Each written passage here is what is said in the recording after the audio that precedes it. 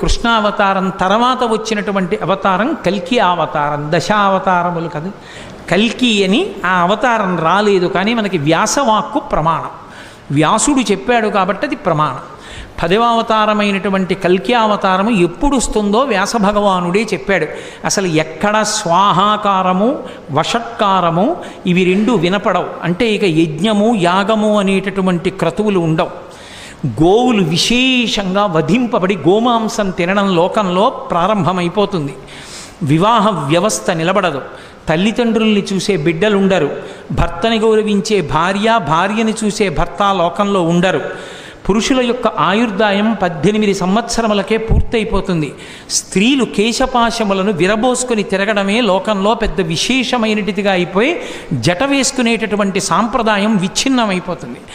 అయిపోయిన తరువాత లోకంలో పురుషులు 18 సంవత్సరాలకే మరణించడం ప్రారంభమైపోయి ఆయుర్దాయాలు క్షీణించిపోయిన తరువాత ఆ సమయంలో శంబళ అనేటటువంటి గ్రామంలో విష్ణుయశుడు అనబడేటటువంటి బ్రాహ్మణుని కడుపున కల్కి అన్న పేరుతో శ్రీ మహావిష్ణువు 10వ అవతారంగా వస్తారు.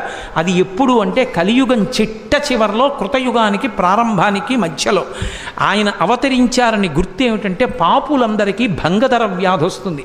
అంటే ఆసనమునందు పుళ్ళు పుట్టి నెత్తురు కారిపోతుంది. కారిపోయి వాళ్ళంతట వాళ్ళే పురుగులు రాలిపోయినట్టు రాలిపోతారు. ఎక్కడ చూసినా వ్యాధులు ప్రబలుతాయి.